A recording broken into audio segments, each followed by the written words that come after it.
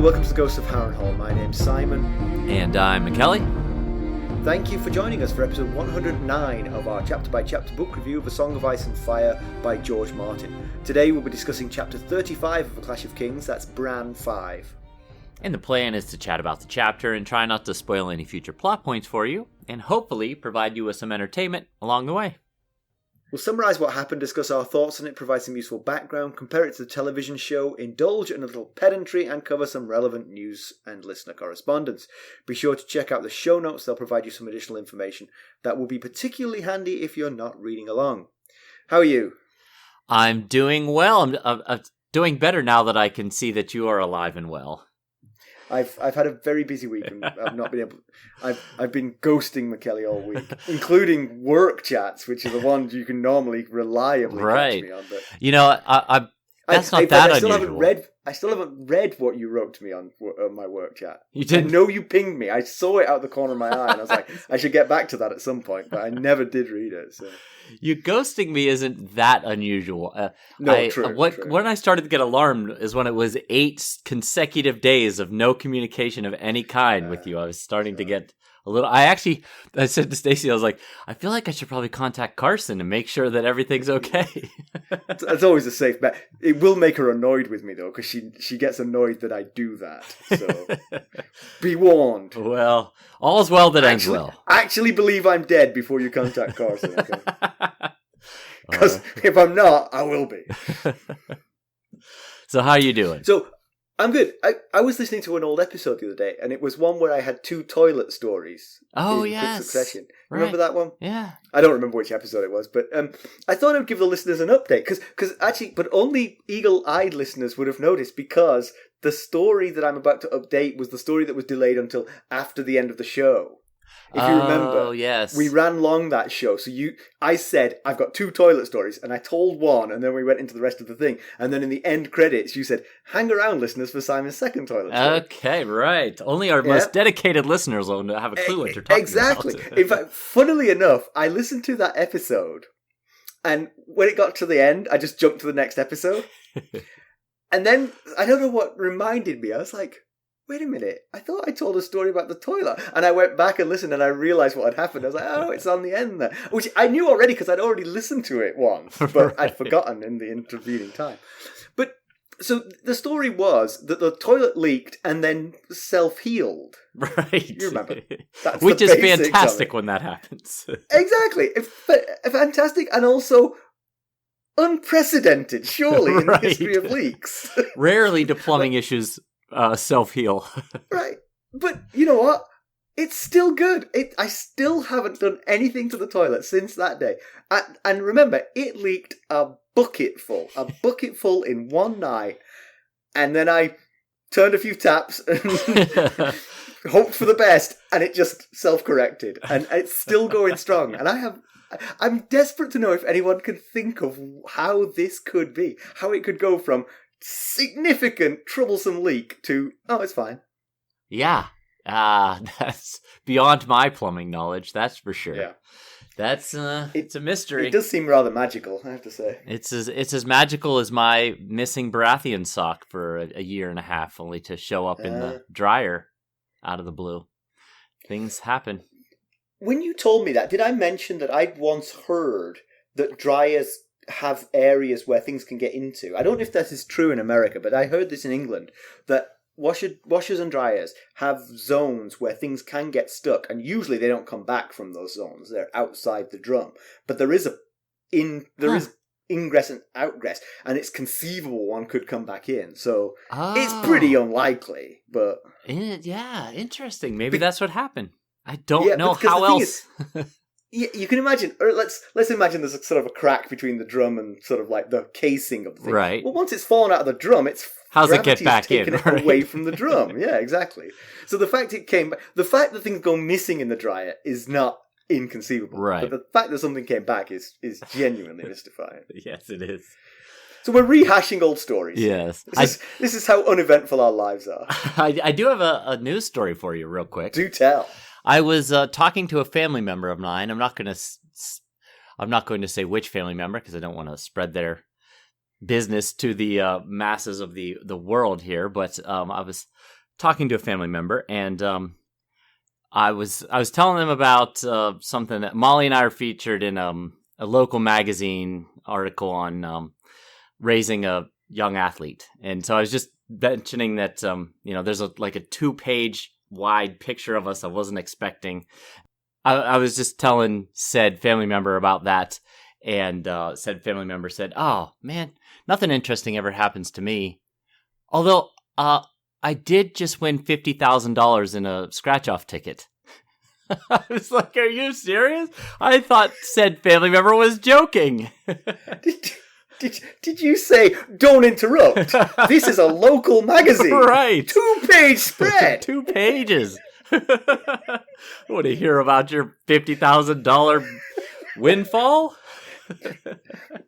That's weird, because that is so like, I've told you before about my family and our family calls, where people say what they've done that week, and then at the end of the conversation they're like, "I didn't do anything this week," and then they come up with something magical that happened that week. I thought of your family calls when he said family member was like, "Oh yeah, I wish anything cool happened to me. Oh, by the way, I won $50,000 in a scratch-off ticket." I suppose if he had significant gambling debts and he paid them off, then it probably didn't count for much. But still, right. You're out of that. Hey, yeah, get the that leg off breakers back, are going to let you off.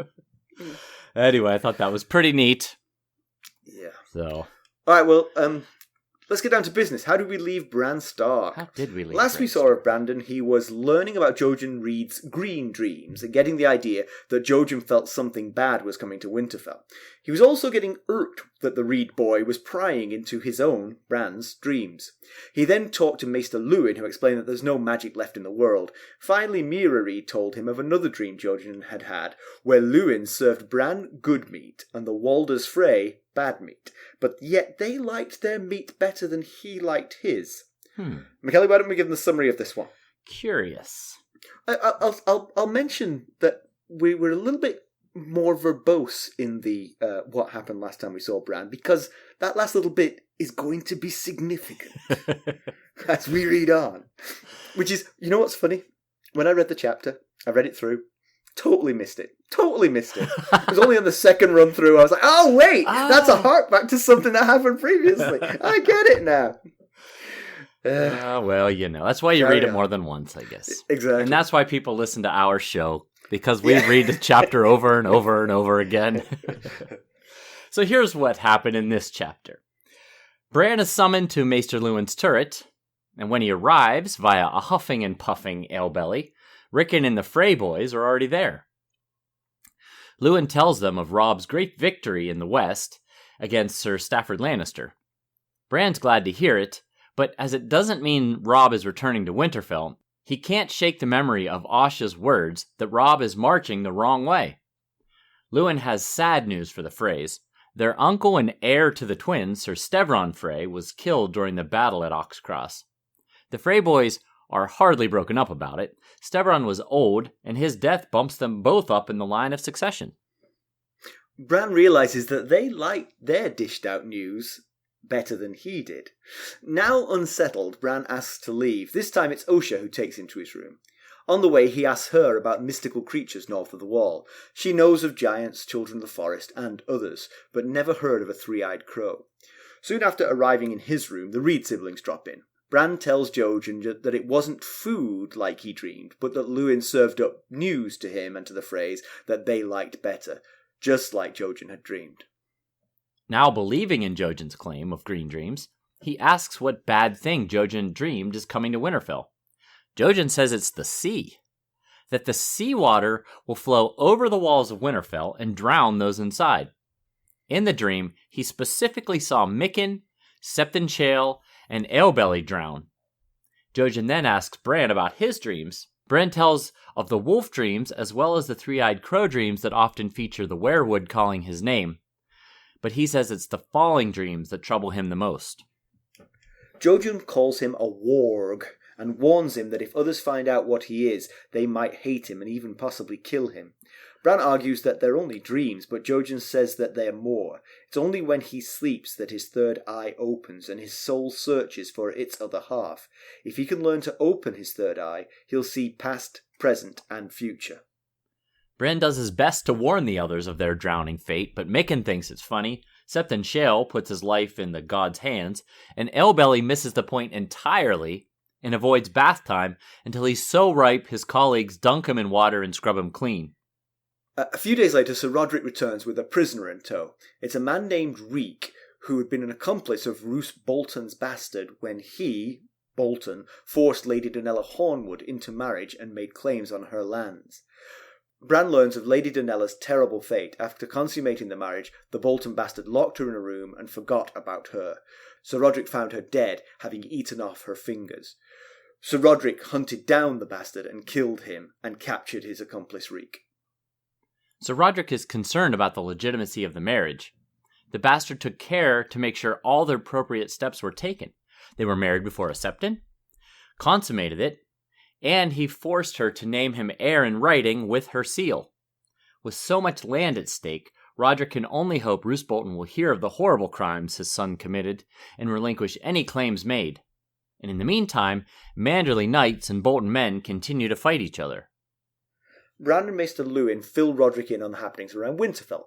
Bran tells him of the men who he believes will drown, and Luwin explains about Jojen and his belief that he sees the future in his dreams. Luwin also informs him there's been trouble along the stony shore. Men in longships have been harassing the coastal villages, plundering, raping and burning. Roderick has a simple answer. If he has to go deal with the raiders, he won't take Alebelly with him. Problem solved. Sounds good to me. Bran sees the merit in the plan, but later, when he tells it to the Reeds, only Meera is hopeful. Mr. Sunshine, Jojen says it won't matter. Once he's dreamed it, there's no changing it. This angers Meera. She thinks Alebelly should fight, and so should Bran. And Bran's like, me? What's this now? Seems Jojen has also dreamed of Bran and Rickon's death. Their dead bodies lie at this Reek fellow's feet, and he's carving the skin off their faces. Bran says he'll flee to Greywater Watch or anywhere, but Jojen says it won't matter. Green dreams don't lie. So, pretty miserable, this one. Yeah, that Jojen, he's a bit of a wet blanket. Well, yeah, but you know what? If you've had like 50 dreams in a row and they've all come true exactly as dreamt, what's the point telling someone, oh, I dreamed it might not happen?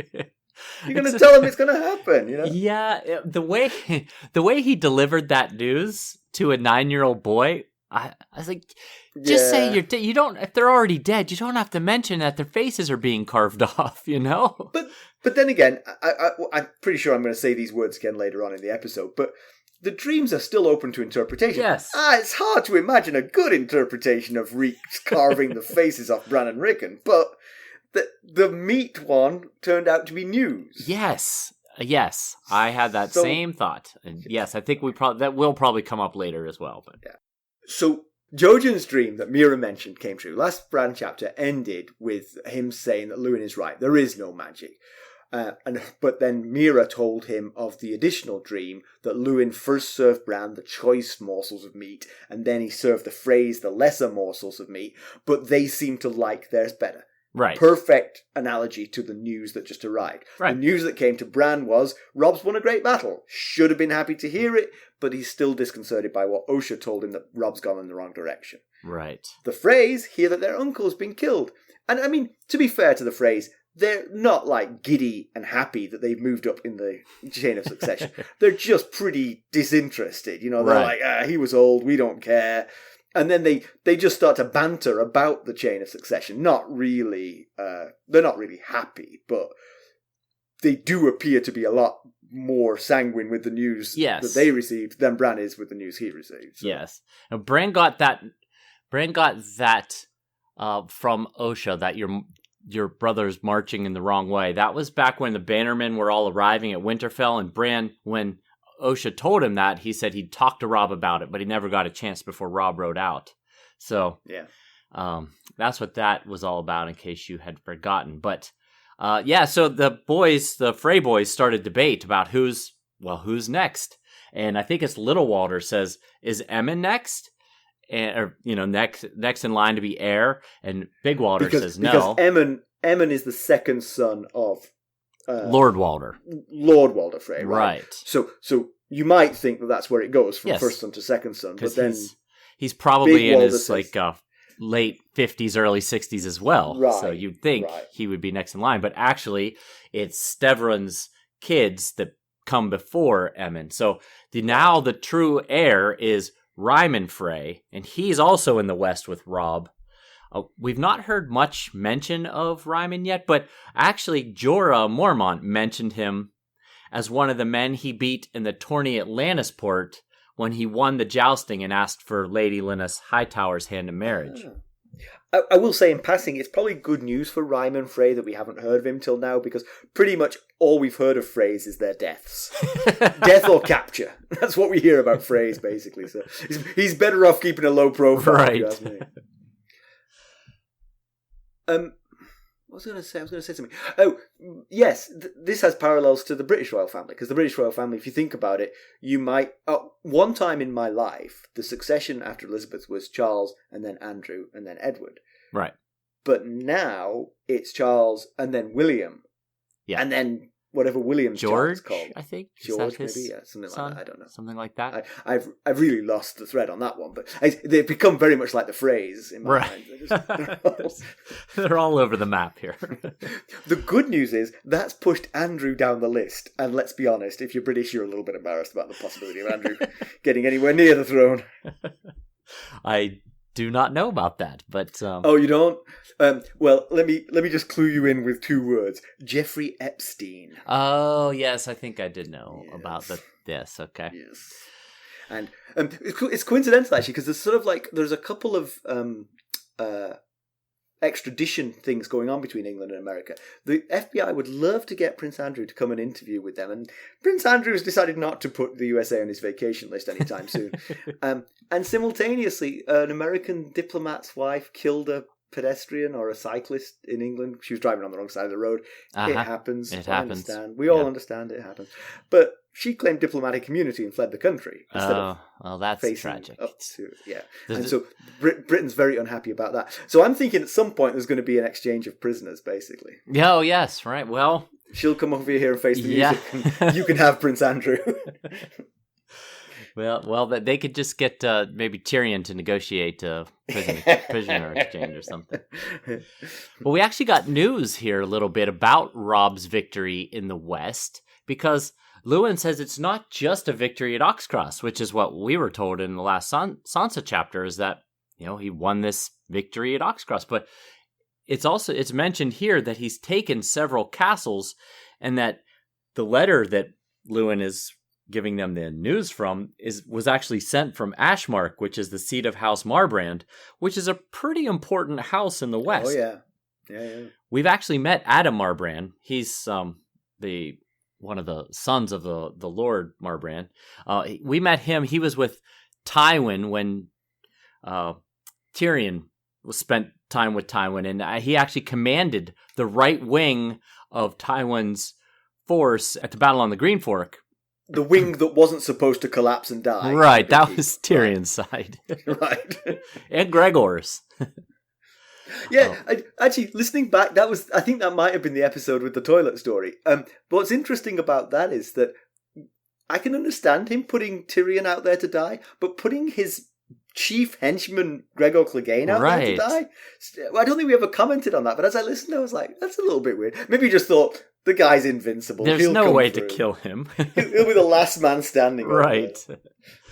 He also, Adam Marbrand, also argued for no truce with the Starks when that was being discussed, and he wanted to march on Robb. So it's not terribly surprising that they've taken some important castles in the West, because basically most people who are capable of fighting are with Tywin in the Riverlands. Right. The second tier of you could hold a weapon were drawn together into Stafford's army, which has just been entirely decimated. There's nobody left looking after these castles. Right, yeah. They are absolutely vulnerable. So, I mean, they're still castles. It's not easy to walk into them, but yeah, I mean, they're throwing potatoes at them. It sounds a lot like Winterfell. Oh, yes, good point. And Although at least And- Winterfell didn't have to put together a second army full of sweepings True. from the true, north. they've got Sir Roderick and Alebelly. Alebelly's name makes him sound hefty, but not particularly handy with the sword, to be honest. It's true. In fact, I thought it kind of funny when Bran after Jojen says, I'm sorry, there's nothing that can be done. You're gonna die, basically. And he says, I've got guards. I've got Alebelly and Hayhead and Poxy Tim. And I was like, that's not exactly a murderer's row of intimidating names there. Yeah. So the boys, none of the boys know the name Sir Stafford Lannister, so Bran thinks it, and one of the Freys says it, that they don't think it matters which Lannisters they kill unless they get Tywin. Right. And Bran then thinks, yeah, that's what I think too. Yeah. But, and they're right. I mean, they're absolutely right. Beating Sir Stafford's army is not going to end this war. It's definitely helpful, but it's not going to end it. If it had been the other way around, if he had defeated Tywin's army and Sir Stafford's was still standing, that might have been a different situation. Then that might have been, a soon end to this war. But as it is, it's not as big a deal. But so after the meeting with Maester Luwin, Bran goes to the Reeds and he says, all right, you guys can tell the future, so tell me your new dream. And so Jojen says it's the sea that comes. Black waves crashing against the gates, salt water flows over the walls.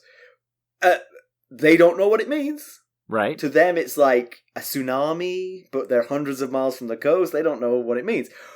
Having read earlier chapters, we're acutely aware of what it means. Right. And in fact, Luwin and Sir Roderick Castle, both sort of figure it out themselves, because when they're talking about it, they say, well, there has been some news of the Ironborn. They don't actually say it's the Ironborn, but right. of, You just say raiders or something. Yeah.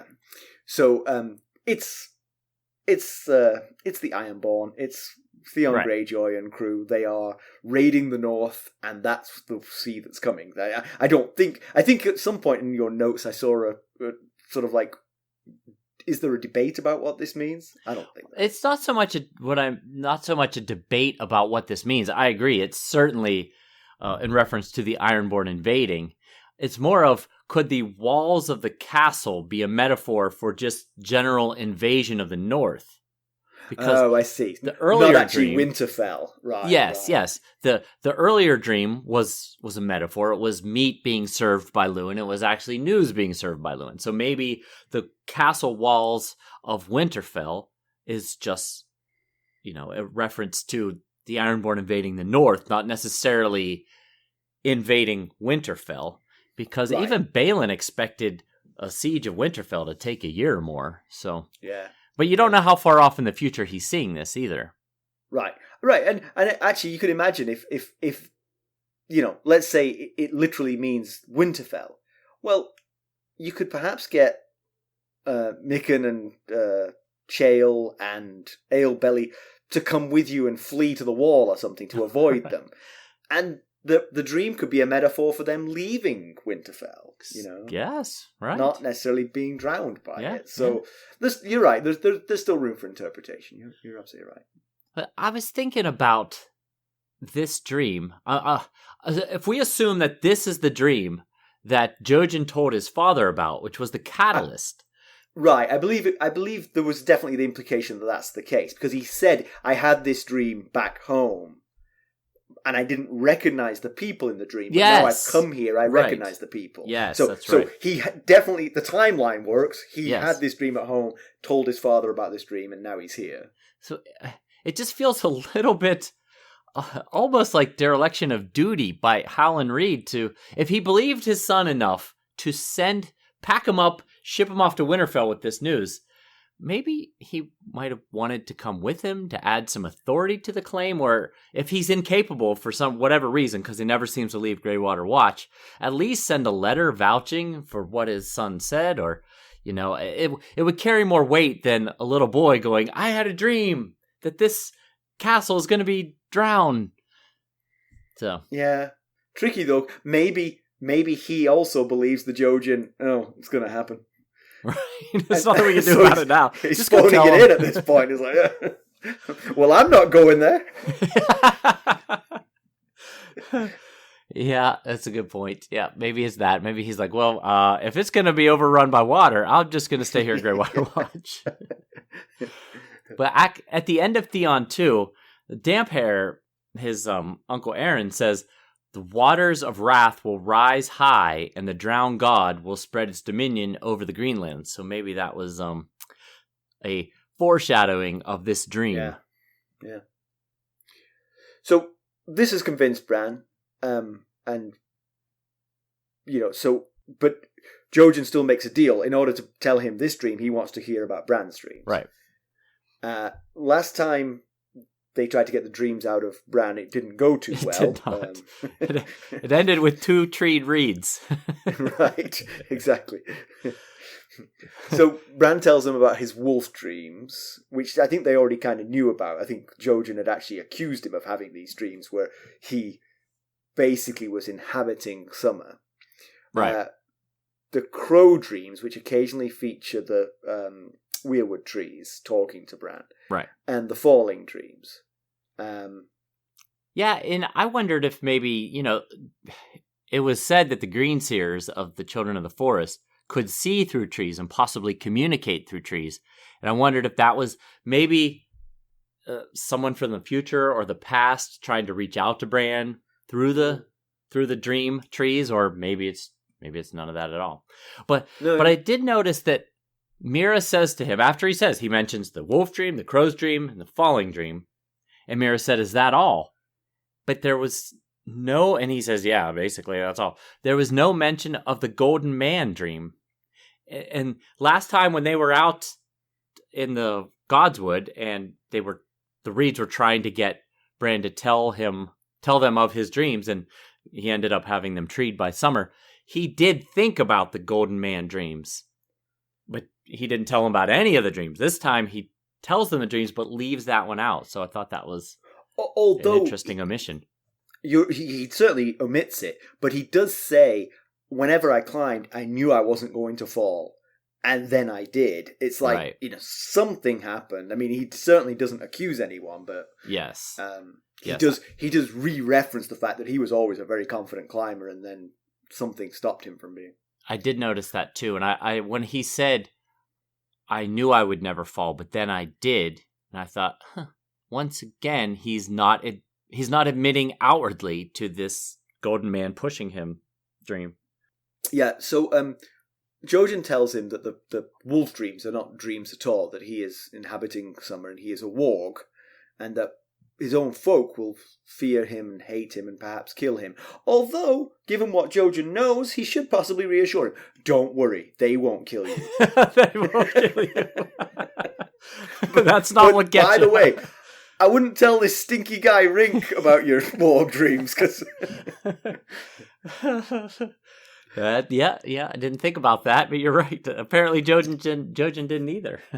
He's just spreading more joy. Right, yes, yeah, Mr. Sunshine there. He also says that Bran only opens his third eye when he's dreaming, and that when he's awake it's shut tight. But he's not aware of the fact that during that feast, the harvest feast, Bran did have a waking dream during the feast when he was just sitting there and he started to kind of fall into a summer dream, a wolf summer dream, and then was snapped out of it by someone talking to him. So it happens, I guess. When I was writing the notes earlier, I wrote the words "dreams of summer," and I was like, "That's not going to sound like what I mean it to be," So. Right. The wolf summer, that is. Yes. So he actually says that your soul searches for your other half, which we talked about that before. That Bran and Summer do seem to be two halves of the same soul. And the interesting question there is it just Bran? Is it just Bran because he fell? Is it all the Stark kids? I mean, they all got one. Yeah. Well, you could certainly see that Jon and Ghost have a connection, but we've been in Jon's head, and we haven't heard any reference to any kind of ghost dreams that Jon has. Right, but perhaps the bond is not as tight as it is for Bran, but it doesn't necessarily mean that I think you could definitely draw parallels to, for instance, Arya and Nymeria. Nymeria is the lost wolf. She's roaming the kingdoms free. Yeah. No one's in control of her. And that's sort of like how you might see... right? I see what you're getting Arya. at. Yeah. Sansa's the tricky one, because obviously Lady was killed. So how does that leave Sansa? Is she half a person? Right. I mean, she thinks like half a person sometimes. She's had moments. Yes. But we'll have to keep an eye on that, because it would be interesting if basically you find some aspects of her personality are missing as she grows older. Right. Fingers crossed in this book. It will be very interesting, because all the rest, their wolves are at least alive. Arya might not have Nymeria with her. This doesn't mean they can't be reunited, especially if they're two halves of the same soul, that they might find their way back to each other. There'll be we'll have to keep an eye on that. Yeah.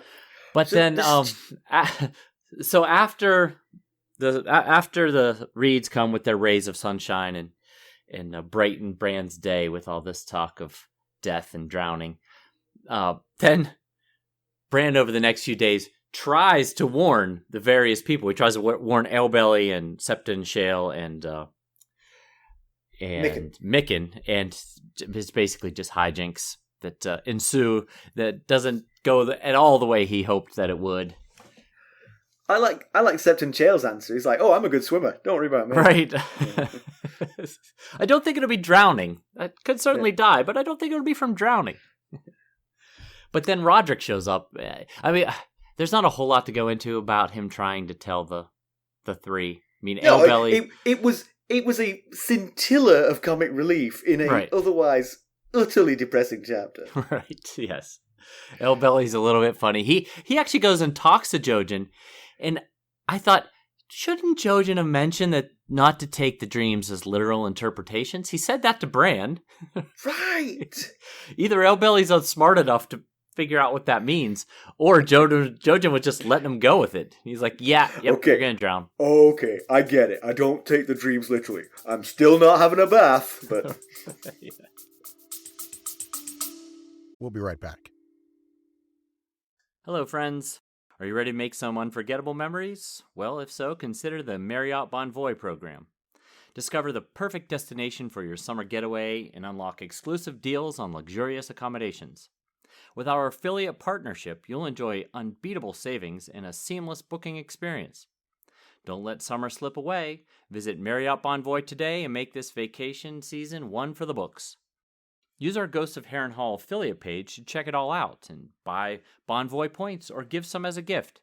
The link to our page is in the show notes.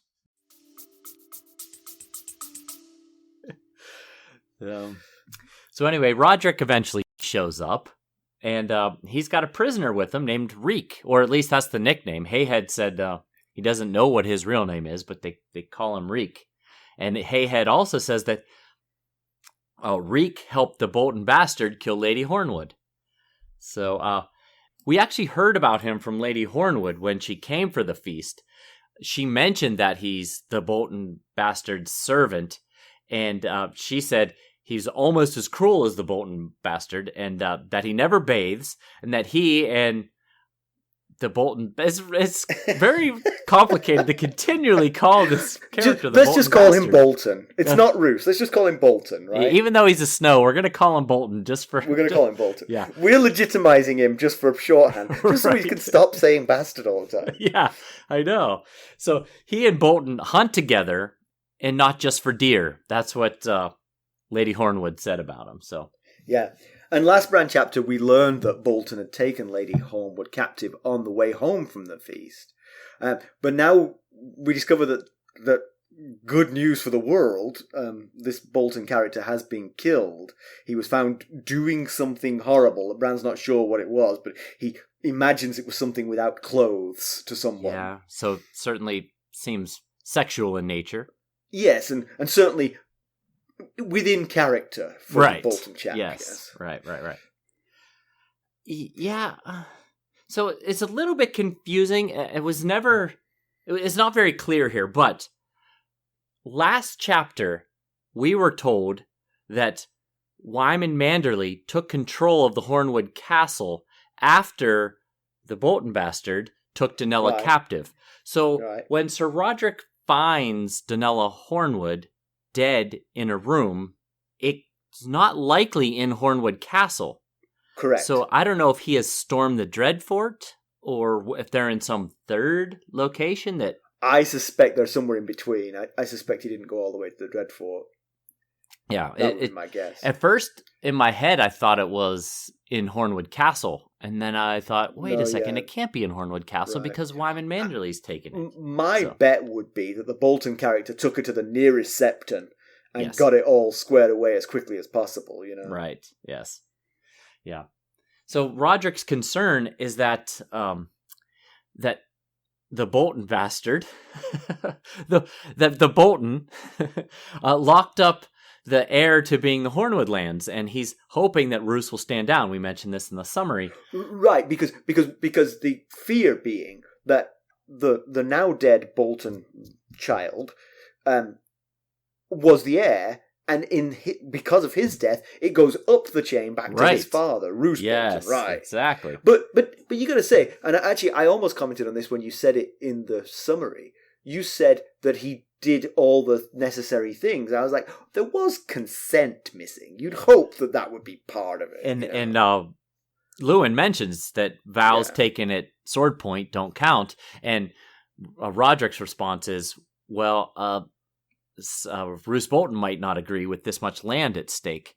Right, and especially with all of the participants dead. Obviously, it's clear to us that Lady Hornwood was coerced into doing it.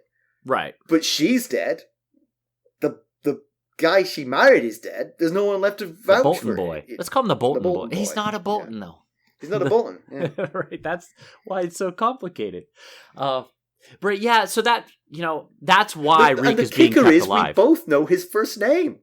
But the book refuses to say it, so we can't say it yet. There's multiple times we've had to edit out me saying his first name.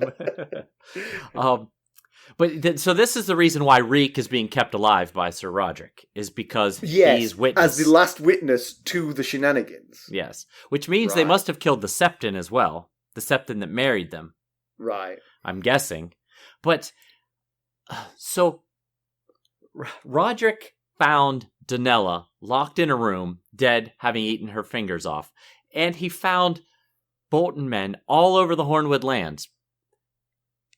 Roderick's a pretty reliable source, especially to Robb. You'd think just his eyewitness of what he has seen. I found Danella Hornwood dead, locked in a room. She had to eat her hands before she starved to death, and the Bolton men were all over the Hornwood lands. And Robb would say, "Okay, I'm removing any claim to the that the Boltons have to these lands. You don't need the stinky guy who might lie." Right. What's the point of keeping him around? That's what all that meant. Was the point of keeping Reek around? That is a good point, actually. So also, the Manderlys are very involved in this dispute between the Boltons and the Hornwood lands. And it's not just because they are neighbors. It's also because Danella was a Manderly before she married into the Hornwood family. Right. So that's another reason why Wyman Manderly is so heavily involved here. So Bran is 9, I believe, still. Yeah, I think he's turned 9 recently, yeah. Right, 9. Bran, I think, often sort of like contends with, I need to be the Prince of Winterfell. I am the Stark in Winterfell, and I need to keep appearances up. Right. But he's a 9-year-old child who believes in things. Yeah. Particularly because of his situation. His imagination is sort of, his consolation and what he's got. Right. So he wants to tell Luwin and Roderick about things that he hears that are fantastical and magical. But he also has a feeling inside him that they're going to laugh in his face, that they're going to... Yep. But he girds his loins and tells them of Jojen's dream. And actually, Roderick tries to calm him down, as you would. It's a child who's afraid of a dream.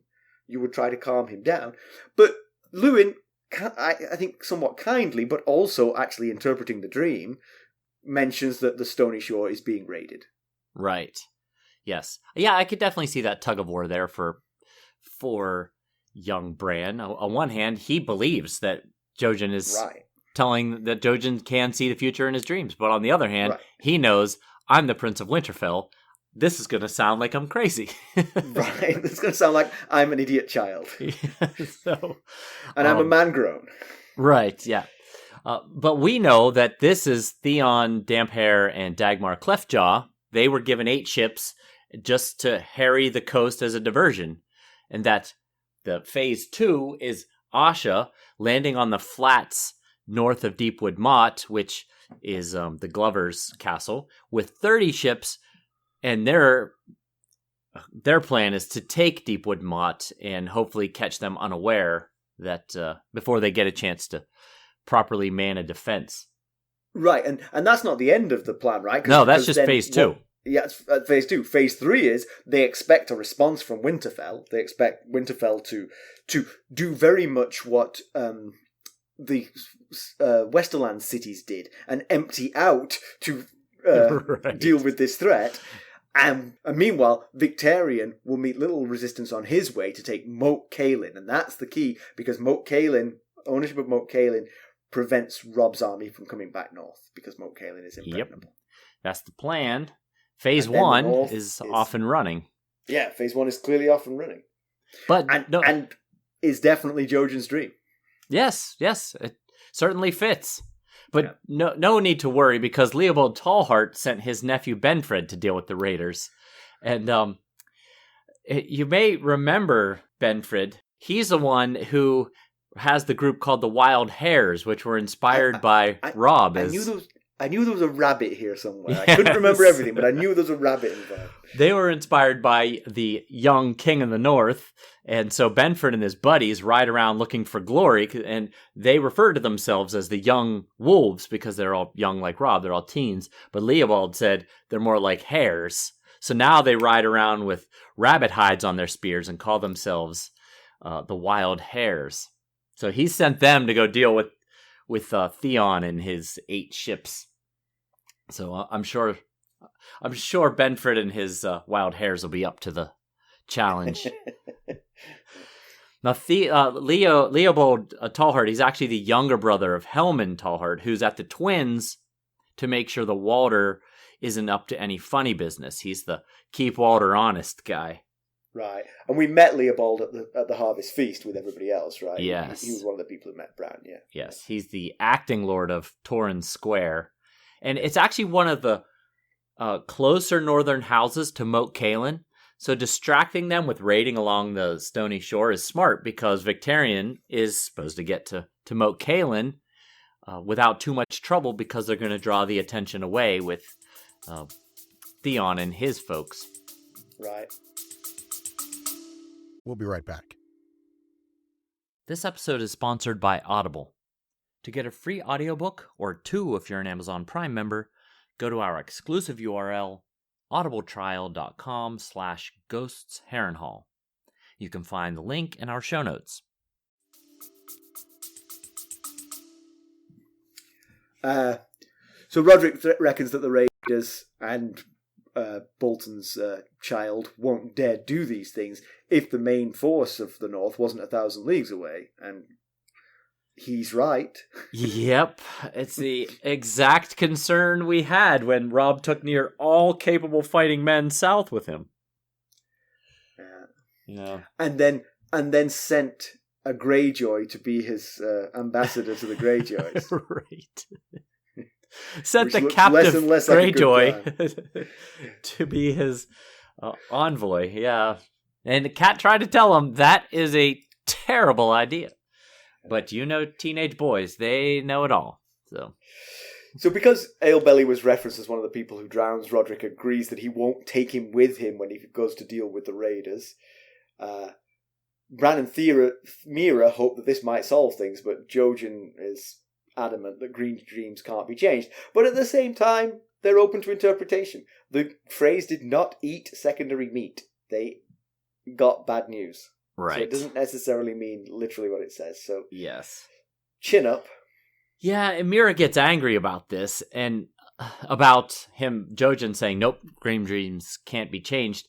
And this is the second time she's gotten upset about him saying basically that green dreams always come true. And you and I have theorized that it's possibly stemming from him also saying frequently, "This is not the day I die." So, it's very possible he has dreamed his death, told Mira about it, and she is insistent that, no, they don't always need to come true. Right. I mean, unless he told her, I'll be like 100 years old. And right. people will be fanning me and feeding me grapes. Like we've said before, Mira must be with him, and they must have all their arms and legs, because every time Summer almost attacks them, he's like, "Yeah, no worries. This is not the day." So. That's right. But then she gets upset in Jojen and says, "You'd probably jump in the whale if you were Elbelly. He should fight, and Bran should too." And Bran's like, "What?" Hang on. Me? As I recall it, I wasn't getting drowned, so right. I'm going to stay put. So Jojen then tells Bran the dream of Bran's death. Jojen has seen Bran and Rickon dead at the feet of Reek, this new prisoner. And Reek is peeling their faces off. Which is a very Bolton thing to do, by the way. It is a very Bolton thing to do. Yeah. He's not a Bolton, Reek, but he's spent a lot of time at the Dreadfort, so he must have picked up some tips. Yes, exactly. So you don't think you should tell a 9-year-old this story? I don't think you should tell a 9-year-old this. I don't think you should tell a 9-year-old any of this, especially if it can't be changed. But how old was your precious daughter when you let her watch Coraline? Younger than 9, I would think. Probably.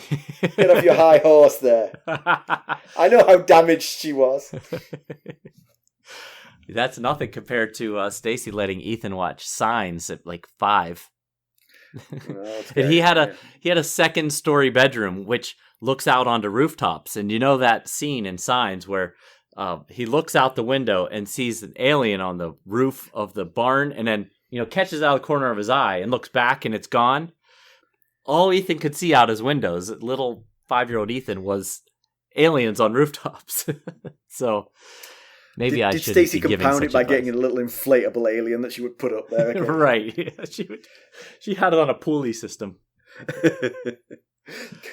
One thing I will say though, so again, the dreams don't come true literally as they are necessarily. Is there any kind of interpretation where this is not Reek making face bacon out of Bran and Rickon? I mean, it feels pretty much nailed down. But then I did think about, your face is your identity, and perhaps he's stealing their identity in some way. Oh, yes. That could be. That's a good interpretation.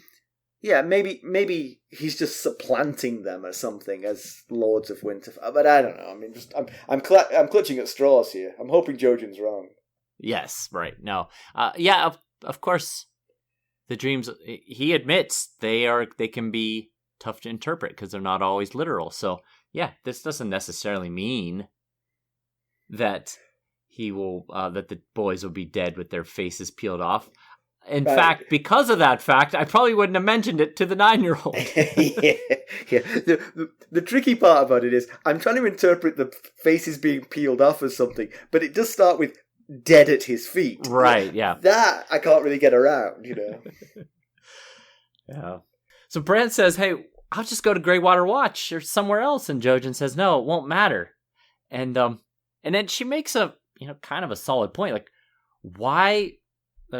Mira, that is, makes a fairly solid point. She says, "Why would you be sent green dreams if you can't do anything about them?" And that's a pretty solid point. And he admits, I don't know why I have these green dreams, but they seem to come true exactly as I dream them. So okay, I have a counterpoint to that. I take the point that you're making, and you and Mira are the same. But what's the point of a prophetic dream if it can be changed? I mean, yeah, you're right. It's like it's just a dream, Yeah. It's only because they come true that they're prophecies. If they were right. Yeah, that's a solid point. I mean, if you could change them, then they wouldn't have been seeing the future. Right. They would be like a forewarning. It'd be like if Ebenezer Scrooge was like, "Oh no, I've seen this terrible future. what can I do to change about it? And Ghost of the Future is like, oh, nothing. This is pretty set in stone. We're just showing you what's to come. Right, yeah. But I mean, for most of us, the dreams are not guaranteed to be prophetic, and so So if I dreamt of like being a very hungry old man begging on the street, I might squirrel away some more savings for that eventuality. You can try to address those dreams, but right. Jojen says, "I'm batting 1,000. What am I supposed to do here? I'm going to tell you." I could try and soften the blow, but instead I'm just going to tell you in excruciating detail how you'll die and what'll happen to your body afterward. Maybe dead at his feet with your face being peeled off was the softened blow. Maybe. The dream was way worse than this, but the salient points were dead, face peeled off. Right. Now, of course, earlier, last Bran chapter, that is, he had told Bran, you should leave Winterfell sooner rather than later. So, has he had this dream more recently then, I guess? Because I did. I wondered that same thing. I think that one's hard for us to speculate on. But what I imagine is that Jojen has had a dream of Bran outside of Winterfell. That's what I feel like. And I feel like probably he's had a dream of Bran doing something outside Winterfell. And he's had the dream of the sea coming to Winterfell. And I think he's probably thinking, should probably make sure that the Bran outside of Winterfell dream is in place and happening before the sea coming to Winterfell happens. Otherwise, my dreams might not all come true. Make a whole lot of sense. Right. Right. Yeah. Yeah, I guess so. Yeah, I just wondered why change his tune? You need to get out of Winterfell. And then it's like, it doesn't matter if you get out of Winterfell or not. This is still happening. Exactly, yeah. I watched a movie last night called Palm Springs. I've heard of it. I've not watched it. Yeah, it's a redoing of Groundhog Day. Oh yes, right. Yeah. And basically, he's been stuck in the same day for so long that he now just does whatever he wants. He's just he drinks from the first moment of the day, and sort of sometimes he murders people. Okay. But the day just resets, so he just gets away with it all, Right, so yeah. And this is how Jojen should be. It's like, I know what's going to happen. I'm not going to bother giving you people advice. Yeah. Why should I worry you? Yeah, you could definitely see how this would weigh on a kid, or an adult, but especially a kid, knowing these things. And then having to tell 9-year-olds about their face being flayed off. Maybe Jojen takes a malicious delight out of this. Maybe. All right, you got some background for us? Little bit. When Bran asks Osha if she knows the way back north of the wall, she says, yeah, it's easy. You just look for the ice dragon and follow the blue star in the rider's eye. I thought it might have been easier for her to just say, just follow the King's Road. But, this works too, I guess. Well, just go north. Right, yes. So the ice dragon is obviously a constellation. But it's based off of Oh, that makes more sense than what I was thinking. Yeah.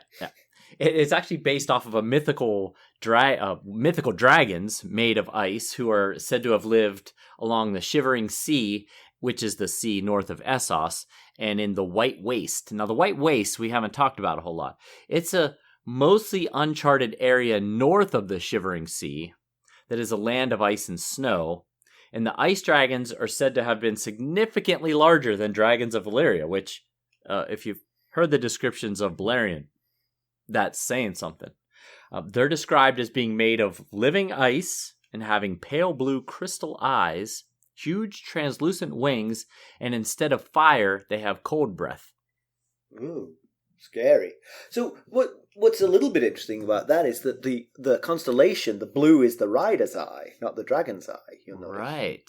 Yes. But also, don't you get a little bit of a sort of shiver of the White Walkers here? I do. Yeah, blue eyes. Yeah, the scary being made of ice. Yep. You see what I did there with a shiver of. Oh yes, I did. Yeah, well done. All right. Well done. Comparison with the television show. As mentioned previously, the Reed's arrival in the show is delayed, so the dream of the sea coming to Winterfell is given to one Brandon Stark. Oh, okay. He voices it to Osha. She tries to reassure him. The sea is hundreds of miles away, but she is obviously disquieted by the dream as much as Bran is. Uh-huh. Notably, Sir Roderick is the one person he mentions seeing drowned, nobody else. Oh, okay. Yeah. He also asks her what they say of the three-eyed raven north of the wall, but she's evasive about that too. She says they say a lot of crazy stuff north of the wall, so she's got information there that she's not sharing too. Okay, those two things are slightly different than in the book, because in the book, Roderick says, there's no mention of me drowning, right? Okay, good. So he is specifically not mentioned as having drowned, and she is a lot more encouraging of the things in the north that are not the norm that happen. Right. I think the TV show version of her is similar in many ways. I mean, I think she believes in the scary things north of the wall, but I also think that the TV show version of her is perhaps more perturbed by Bran than the book version.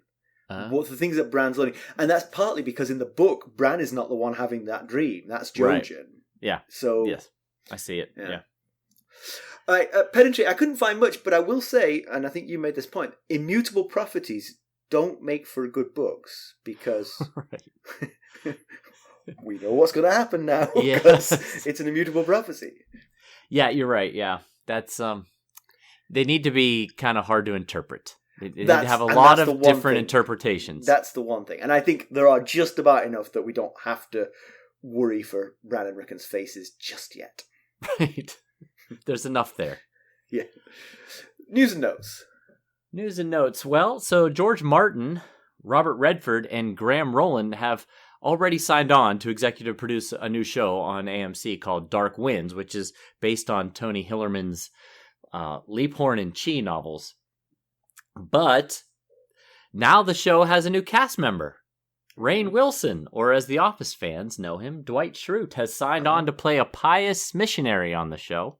And the show centers around two Navajo police officers who are working on a grisly double murder case back in the 1980s. So if you're interested in things that keep Martin from writing Winds of Winter, that's something you could. Perhaps we should boycott them all. Try to discourage this kind of thing. Yeah. Quit encouraging him, people. Have you read these books? No, I haven't. I'm guessing Leaphorn and Chi are the two Navajo police officers. I'm with you on that. Yes. Yeah, that makes sense. Okay, we got a review from Mulk E Pants. Outstanding, great content, entertaining, and fun. Tell your friends to give this a listen. Thank you very much, Mr. Pants, or Ms. Pants. Yes, and I hope others take your recommendation and tell their friends to give us a listen. Yeah. Thank you very much. All right, let's wrap this one up. So Jojen was right about the war news and the boys' reaction. And we also know that he's probably right about the sea coming to Winterfell. Yeah. Actually, no, it's coming to the north. Not necessarily to Winterfell. That's what I was going to say. Does that mean that the folks in Winterfell, literally in Winterfell, are in trouble?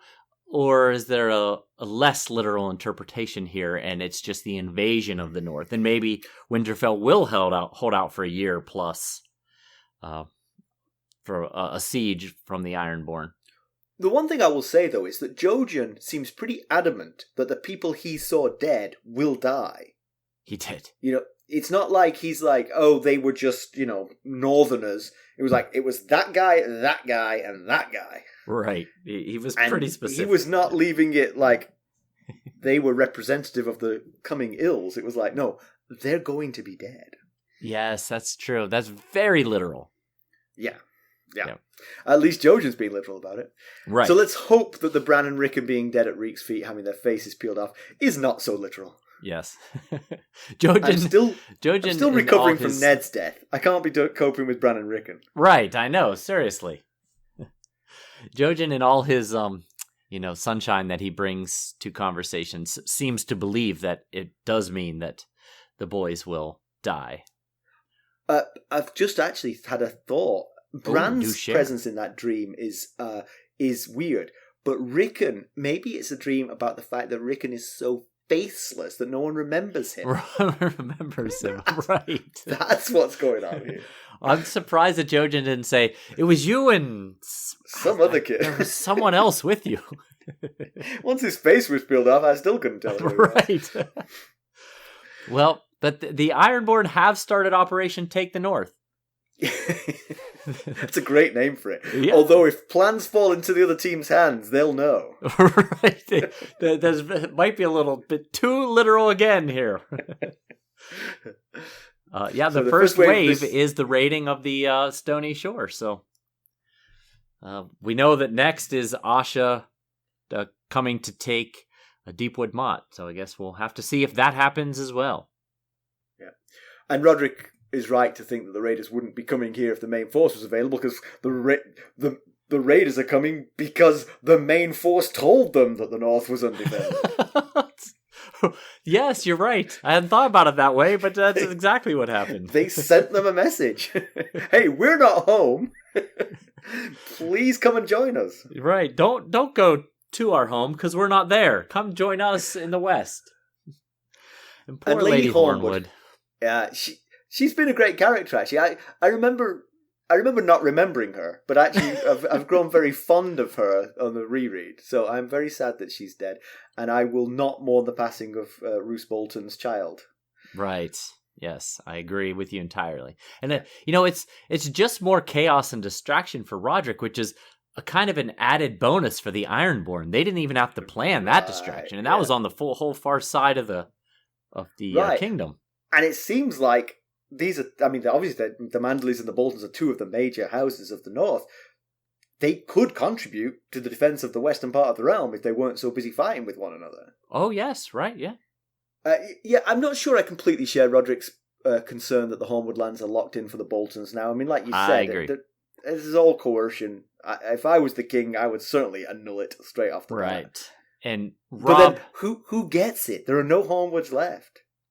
You're right. Robb's going to have to sort that out, but I'm pretty sure he's a fairly common sense kind of kid, it seems like. Young man, I should say. He's not a kid, he's the king, but... I think if I were him, I would have given it 50-50 to the Boltons and the Manderlys, but now I'm going to give it 60-40 for what the Boltons did. Right. 10% exactly. loss. 10% penalty for causing trouble. Yeah, it just seems like Robb would believe Roderick about how he found Donella, where he found Donella, where he found the Boltons on the Hornwood lands. Yeah. There's a lot of good... Yeah, and it's not like it's just locked in Roderick. If something happened to Roderick, right, this doesn't go away. He's told Luwin, he's told Bran, everybody knows. Yeah, and his men were there and witnessed these things, so there's plenty of evidence. So yeah. And Roderick didn't seem to completely discount the Green Dreams. He and Luwin were both listening to what Bran said. So perhaps Bran should tell him about the dream of Reek cutting off their faces. Yeah, I mean... That might encourage Reek's swift dispatch. If I was Roderick, and I knew that he had just had the dream about the sea coming to Winterfell, and at that exact same time, the Ironborn were invading the north, just to be on the safe side, I might just off this Reek character. Yeah. Just to be safe. One thing, actually, do you remember that Sir Roderick had a soft spot for Lady Donella? He did, that's right. Yeah. I wonder if Bolton's child's demise was a little bit retaliatory. Rather than bringing him in chains to Winterfell to face the King's Justice, he was like, "Ooh, I'm going to get that guy. Taking you out right now." Yeah, exactly. Yeah, could be. Yeah. Anyway, got anything left? No, that's good. All right. Why don't you take this? Well, okay. As always, you can reach us at ghost.harrenhall@gmail.com. You can go out us and... This is why I don't take it. You can go out and follow us on Twitter at @GhostHarrenhall. We're on Facebook, Instagram, YouTube, and Discord. And don't forget to leave us a review. If you could give us a 5-star review, we'll try to read it out on the show, and it really helps us to get the word out. Sure does. The higher our rating, the further up we appear in searches. So it would help us a lot. Right. Thanks for listening. Thanks. Bye. Bye.